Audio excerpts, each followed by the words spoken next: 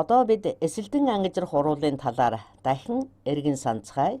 Үүнийг ойлгосноор эсийн амьсгалын үйл явцыг илүү сайн ойлгоно гэж бодож байна. За тэгэхээр эсийн амьсгалын үйл явцад 1 моль глюкоз буюу C6H12O6 нь усанд ууссан хэлбэртэй байдаг. Бид түүнийг 6 моль хүчил төрөгчтэй нэгдүүлнэ. Бидний эсэд эсийн амьсгалын процесс хэд хэдэн үе шатыг дамжин явагддаг. Энэ талаар би дэлгэрүүлэн өөр видео хичээл хийх болно. За үүнийг тэгштгэл болгон бичье. Энэ урвалын төгсгөлд 6 моль нүүрс хүчлийнхээ үүсдэг шүү дээ. Бид эсийн амьсгал явуулахад хэрэгцээтэй хүчил төрөгчийг амьсгалаараа авах өгөөд эсийн амьсгалын урвалыг эцсийн бүтээгдэхүүн хэлбэрээр үүссэн тэр нүүрс хүчлийнхийг мөн амьсгалаараа гаргана. Мөн 6 моль нүүрс хүчлийнхээ ба 6 моль ус үүснэ. Мөн эсийн амьсгалыг дээрх бүтээгдэхүүнээс гадна энэ урвалаар энерги үүсдэг бөгөөд түүнийг бидний бие махбод нөөцлөнө. Энергийн зарим хэсэг нь дулааны энергид шилждэг.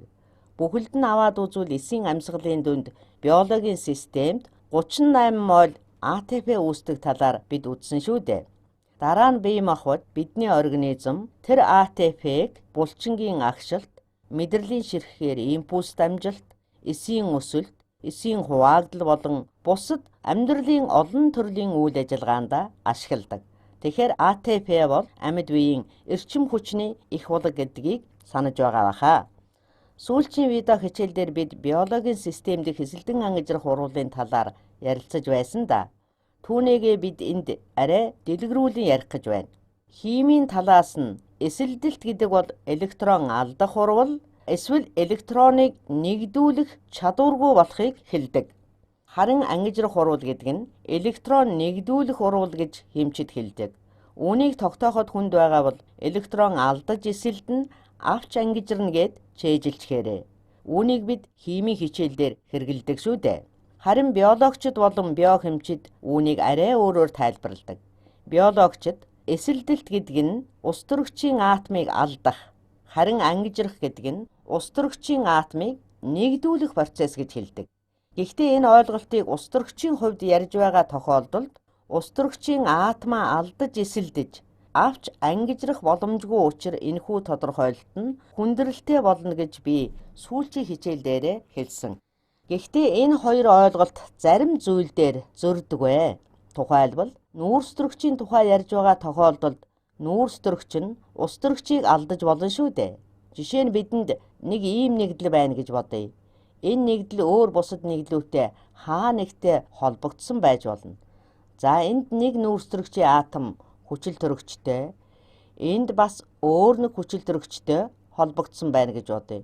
Магадгүй тэр хүчил төрөгч өөр бас нэг молекултай холбогдсон байж болно. Энд нүүрс төрөгч хүчил төрөгчтэй холбогдсон байна. Харин тэр хүчил төрөгч нь магадгүй нэг ус төрөгчтэй холбогдсон байна. Биологчид үүнийг энэ нүүрс төрөгч ус төрөгчийг алдсан учраас эсэлдсэн байна гэж хэлж магадгүй. Ус төрөгч нүүрс төрөгчөөс хүчил төрөгч рүү шилжсэн байна. За би үүнийг өөр өнгөөр тэмдэглэе. Мөн биологчид энэ хүчил төрөгч ус төрөгчийг өөртөө нэгдүүлсэн учраас ангижирсан байна гэж хэлэх бах. Магадгүй химчдийн тодорхойлолтоор бол энэ нүүрс төрөгч нь ус төрөгчийг бодвол илүү цахилгаан сөрөг чанартай шүү дээ. Харин хүчил төрөгч бол нүүрс төрөгчөөс ч илүү цахилгаан сөрөг чанартай. Тэгэхээр энэ хоёр хоёулаа ус төрөгчтэй холбогдохдоо электроныг нэгдүүлэх чадвартай гэсэн үг. За энд нүүрс төрөгч электрон нэгдүүлж байна. Гэтэл энд нүүрс төрөгч хүчил төрөгчийн нэгдүүлсэн электроныг татаж байна. Харин энд хүчил төрөгч нэгдүүлж байна. Тэгэхээр ус төрөгчийг алдснаар нүүрс төрөгч электрон нэгдүүлэх боломжоо алдаж байна гэсэн үг. Тэгэхээр энэ нь хүчил төрөгчтэй нэгдэж дуусна. Гэхдээ ганц ус төрөгчийн электроныг биш, мөн өөр илүү сөрөг цахилгаан чанар ихтэй атомаас электроныг нэгдүүлж болно. Тийм ч учраас дээрх хоёр ойлголт зөрдөггүй тогтвортой гэж хэлж болно. Хүчил төрөгчтэй ч мөн адил. Энд өөр нэг хүчил төрөгчтэй холбогдож болно. Гэхдээ ус төрөгчийг нэгдүүлж байна гэдэг нь түүний электроныг ч нэгдүүлэх чадвартай гэсэн үг. Учир нь хүчил төрөгч нь илүү сөрөг цахилгаан чанар ихтэй учраас электроныг өөртөө нэгдүүлэх чадвар ихтэй гэсэн үг. Тийм ч учраас энэ хоёр тодорхойлолт нэг утгатай гэж ойлгож болно. Зөвхөн устрагчийн тухай ярьж байгаа тохиолдолд л арай өөр ойлголт болох юм. Химийн тодорхойлолт нь бүх тохиолдолд хүчинтэй. Харин биологийн тодорхойлолт нь өнгөцхөн ойлгоход илүү хялбар бөгөөд энэ нь зарим сурахчгүүдэд бичигдсэн байдаг. Одоо бүгдээрээ эсийн амьсгалын урвалд буцаж очиж тэнд ямар төрлийн эсэлдэн ангижрах урвал өрнөдөг болохыг ярилцъя. За энд бидэнд нэг глюкоз байна. Үнэн дээр бол би глюкозын молекул томьёог Википедиас хуулаад тавьчихсан юм. Гэтэл энд нэг алдаа байдаг юм байна. Түүнийг би Википедиа дээр засах хэрэгтэй юм байна. Яг энэ нүүрстрэгчийн атом дээр нэг устрагч байх ёстой юм. Та бүхэн харж байна уу? Энэ бүх устрагч нь нүүрстрэгч юм уу хүчилтөрөгчтэй аль нэгтэй нь холбогдсон байгаа биз? Зүүн гар талд тэд хүчилтөрөгч юм уу нүүрстрэгчтэй холбогдсон байгаа. Түүний эсэлдэлтийн химийг бичиж гэвэл тэр цахилгаан сөрөг чанар ихтэй аль нэг атомтай холбогдсон байдаг. Тэгэхээр электроноо алдна гэсэн үг. Электрон алдсан учраас устрагчийн эсэлдэлтийн хим нэмэх 1 байна. Хүчилтөрөгч болгон нүүрстрэгч юм уу устрагчтай холбогдсон байдаг. Хэрэв хүчилтөрөгч нь нүүрстрэгч, устрагч хоёрын аль нэгтэй холбогдсон байвал аль нэгээс нь заавал электроныг татаж нэгдүүлсэн гэсэн үг. Тэгэхээр глюкозын молекулын хүчилтөрөгч бүр хасах хоёр эсэлдлийн химтэй болж таарна. Энэ зүйл бүхэлдээ цахилгаан саармаг зэнэгтэй учраас нүүрстрэгч нь саармаг эсэлдлийн химтэй болж таарна. Тэгэхээр нүүрстрэгчийн атомууд цахилгаан саармаг байна гэсэн үг. Би тэдгээрийг нь дугуйлаатгая. За жишээ нь энэ нүүрстрэгчийн атом энэ устрагчоос электроныг татсан байна. Гэхдээ дараа нь хүчилтөрөгчийн цахилгаан сөрөг чанар нүүрстрэгчээс илүү учир нэгдүүлсэн электроныг нь хүчилтөрөгч өөртөө татчихна. Тэгэхээр түүний эсэлдлийн хим саармаг болно. За миний дугуйлж байгаа бусад нүүрстрэгчийн атомч мөн ижил шалтгаанаар бүгд саармаг цахилгаан зэнэгтэй. Энэ хоёр нүүрстрэгчийн атомтой холбогдсон нүүрстрэгч гэсэн мөн адил. Энэ нь эхлээд хүчилтөрөгчөд электроноо өгөөд сөрөг болох боловч дараа нь устрагчоос электроныг татах учир саармаг болно. За тэгэхээр энэ нүүрстрэгчийн атом бүгд цахилгаан саармаг атомууд гэсэн үг. Харин энэ нүүрстрэгчийн атом нь хүчилтөрөгчөд 2 электроныг өгнө. Тэгэхдээ 1 электроныг устрагчоос өөрлөгөө татна. Тийм болохоор энэ нүүрстрэгчийн эсэлдлийн хим нэмэх 1 болох нь байна. Харин захад байгаа нөгөө нүүрстрэгчийн хувьд эсрэгээрээ буюу түүнд устрагчоос авсан 2 электрон байгаа. Харин түүний нэгийг хүчилтөрөгчөд алдна. Тэгэхээр тэр нүүрстрэгчийн эсэлдлийн хим хасах 1 болно гэсэн үг. Тэгэхээр энэ 2 нүүрстрэгчийн атомын нэг нь нэмэх 1, нөгөө нь хасах 1 учраас бие биеийгээ устгахчихна. Нэгдэхэд харвал глюкозын молекул дахь бүх нүүрстрэгчийн атом буюу 6 нүүрстрэгчийн атом нь бүгд саармаг эсэлдлийн химтэй болж таарах нь. Одоо би химийн тодорхойлолтыг нь тайлбарлая. Үнэн дээр бол эквивалент юм гэдгийг та бүхэнд үзүүлэх болно. За эквивалент гэдэг маань ханш тэнцүү гэсэн химийн үндсэн ухтхан гэдгийг санаарай. Энд бүх хүчилтөрөгч хоорондоо зүгээр л холбогдчихсон байгаа учраас эсэлдлийн хим нь тэгтээ тэнцүү. За үүнийг би өөр өнгөөр бичье. Тэдгээр нь хоорондоо давхар холбоогоор холбогдсон учраас эсэлдлийн хим тэгтээ тэнцүү буюу саармаг гэсэн үг. Адилхан хүчилтөрөгчийн атомууд учраас сөрөг цахилгаан чанараар ижил учраас хинх нь электроныг бие рүүгээ татах чадваргүй. Харин нүүрс хүчлийн хийд бол байдал өөр. Түүний 2 хүчилтөрөгч нь тус бүр 2 электроныг нүүрстрэгчийн атомаас татна. Нэг хүчилтөрөгч 2 электроныг нүүрстрэгчийн атомаас татахаар эсэлдлийн хим нь 2. Нөгөө хүчилтөрөгч мөн 2 электроныг нүүрстрэгчөөс татах учраас хас 2. Ингээд нийлбэр нь хасах 4 гэсэн эсэлдлийн химтэй болох учраас нүүрстрэгч 4 электроноо хүчилтөрөгчөд алдсан учраас түүний эсэлдлийн хим нэмэх 4 болно. Тэгэхээр энэ нүүрстрэгчийн атом дээр эсэлдлийн хим нэмэх 4 гэд бичье. Харин хүчилтөрөгч бүр дээр хасах 2 гэж бичнэ. За нийт эсэлдлийн химийг энэ тэгштгэлийн хувьд хэд байх вэ гэсэн тооцооллыг бид удахгүй хийх болно. За усыг аваад үзвэл хүчилтөрөгч Устөрөгчийн атом бүрээс нэг нийтдээ 2 электроныг татна. Тэгэхээр эсэлтлийн хэм нь хас 2 болно. Харин устөрөгчийн атом тус бүрийн эсэлтлийн хэм нэмэх 1. Эсийн амьсгалын урвалын нэг талыг нь хийм талаас нь аваад үзвэл урвалд нийт 12 устөрөгч оролцсон болж таарах нь. Энэ урвалын эхэнд 12 устөрөгч оролцсон. Бүгд нэмэх 1 эсэлтлийн хэмтэй. Эсийн амьсгалын урвал явагдсны дараа нийт 12 устөрөгч мөн үүснэ. Гэхдээ урвалын нөгөө талд энэ устөрөгч нь арай өөр хэлбэрээр бичигдэнэ. Гэхдээ бүгд л нэмэх 1 эсэлтлийн хэмтэй хിവэрээ. Ингээд тоомлоод эсэлтэн ангижрах урвал талаас нь аваад үзвэл устөрөгчийн хувьд хിവэрээ байна. За одоо нүүрстөрөгчийн хувьд яасан байх вэ? За энэ тэгштгэлийн зүүн гар талд буюу анх урвалд 6 нүүрстөрөгчийн атом оролцсон. Бүгд эсэлтлийн хэм нь тэг. За тэгвэл тэгштгэлийн баруун гар талд буюу урвалын бүтээгдэхүүнийг ажиглая. Юу болов? Энд ч гэсэн байдал арай өөрөөр бичигдсэн 6 нүүрстөрөгч байгаа. Тус бүр нь нэмэх 4 эсэлтлийн хэмтэй. Бүгд л 4 электрон алдсан байна гэсэн үг. 4 электрон алдна гэдэг нь эсэлтлийн хэм нь нэмэх 4 болно гэсэн үг. Тэгэхээр эсийн амьсгалын урвал явагдсны дараа нэмэх 4 эсэлтлийн хэм бүхий эсэлтсэн 6 нүүрстөрөгчийн атом байна гэсэн үг. 6 нүүрстөрөгчийн атом байна. Тус бүр нь 4 электрон алдсан гэхээр нийт 24 электроныг алдсан болж таарна да. Энэ бол нүүрстөрөгчийн атомуудын алдсан нийт электроны тоо юм. Тэгэхээр эсийн амьсгалд нүүрстөрөгч эсэлддэг байх нь. Эсэлдэлтийн үед электрон алдагдана гэж өмнө хэлсэн дээ. Тэгэхээр эсийн амьсгалын урвалд нийтдээ 6 нүүрстөрөгчийн атом 24 электроныг алджээ. Энд бидэнд 2 хүчилтөрөгч байна. Би тэдгээрийг жаахан зайтай бичээтгэе. За тэгштгэлийн зүүн гар талд буюу урвалын эхэнд тус бүр хасах 2 эсэлтлийн хэм бүхий 6 хүчилтөрөгч байгаа. За би түүнийг ингэж бичье. Хасах 2 эсэлтлийн хэм. Үүн дээр дахиад 12 саармаг хүчилтөрөгчийн атом байна. Тийм учраас түүн дээр эсэлтлийн хэм би бичихгүй. За одоо эсийн амьсгалын урвал явагдсны дараа юу болохыг харъя. Урвалын баруун гар талд үүссэн нүүрс хүчлийн хий хасах 2 эсэлтлийн хэмтэй 12 хүчилтөрөгчийн атом байгаа. Мөн 6 ширхэг O2 молекул үүссэн байна. За би түүнийг одоо бичье.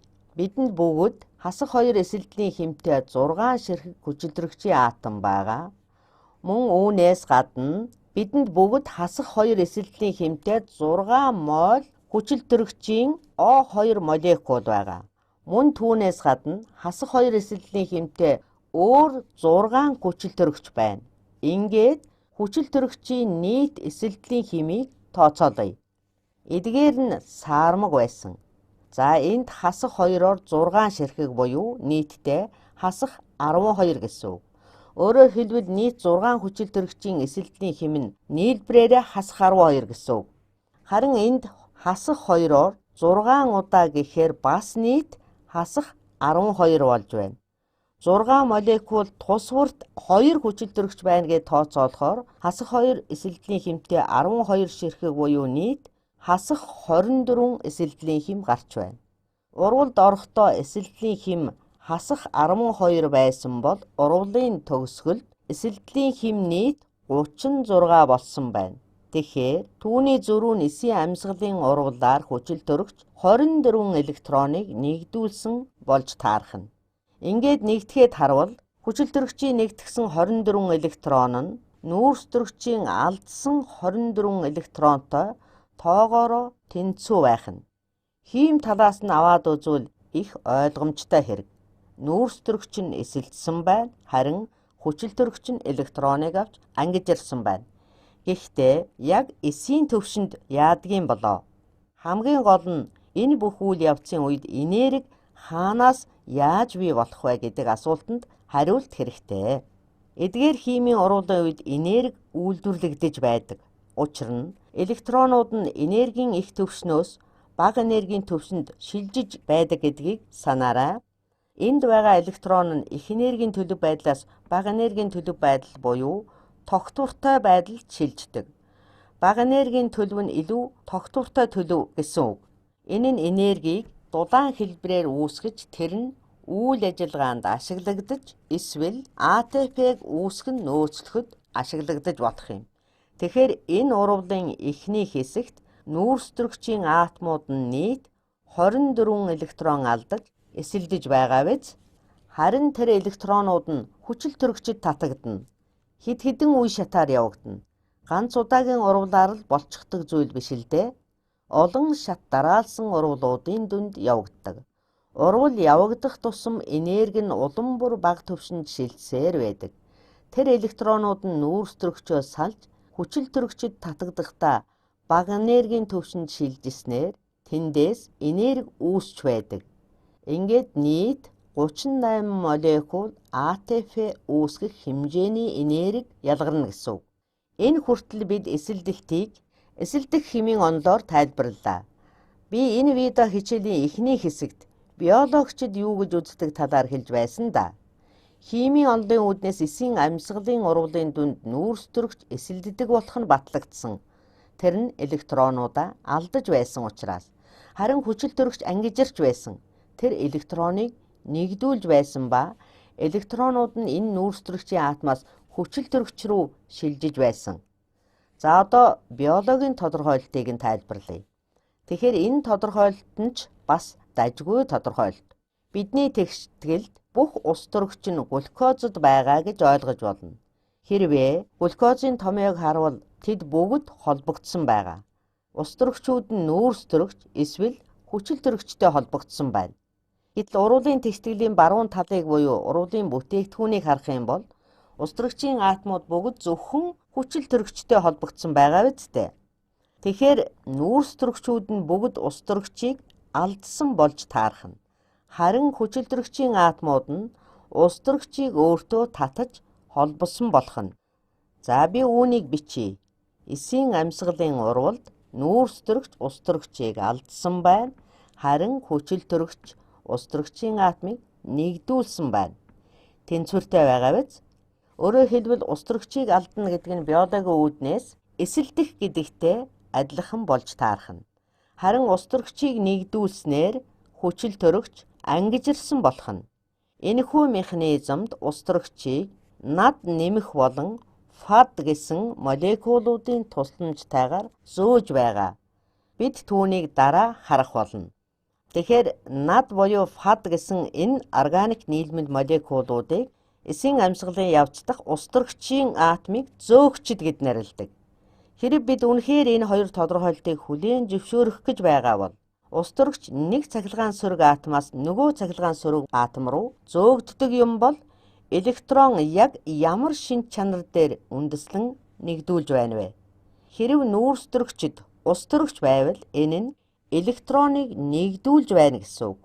Гэтэл тэр ус төрөгчийн атом нь бүхэлдээ нүүрс төрөгчөөс хүчил төрөгч рүү татагдвал хүчил төрөгч электроныг татаад авчхаж байна гэсэн үг болох нь. Харин нөгөө нүүрс төрөгч электроноо алдна гэсэн үг.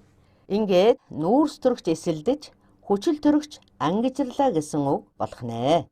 Энэ тухай би өмнөх хичээлдээр дурдсан. Хамгийн их толгой эргүүлсэн зүйл бол бид эсэлдэлт гээд ярихаар дандаа л хүчил төрөгчтэй холбож ойлгодог шүү дээ. Үнэн дээр ч тэгдэг. Хүчил төрөгч ямар нэгэн нэгдэлтэй нэгдэхээрээ дандаа электроныг авдаг. Эсвэл урвалд хүчил төрөгч байнга л ус төрөгчийг татдаг гэсэн үг. Энэ тохиолдолд ч тэр хүчил төрөгч нүүрс төрөгчөөс ус төрөгчийг салгаж өөртөө нэгдүүлж байна. Ийм учраас эсэлдэлт гэдэг нэр томьёо гарсан байх. Гэхдээ эсэлдэн ангижрах урвал болгонд заавал хүчил төрөгч байх албатай бишээ. За энэ бүгд та бүхэнд хэрэгцээтэй мэдээлэл болсон гэдэгт найдаж байна. Миний хувьд анх суралцж байхад нэлээд хүчин чармайлт шаардаж байсан. Химийн тодорхойлолт нь илүү ойлгомжтой байсан л да. Дараа нь биологийн номнууд уншсан чинь тэнд электроныг биш ус төрөгчийг алдах нэгдүүлэх тухай бичээд байхаар нэлээд унссны эцэс химийн болон биологийн энэ хоёр ойлголтыг үндсэндээ нэг юм гэж хүлээн зөвшөөрсөн бэлээ.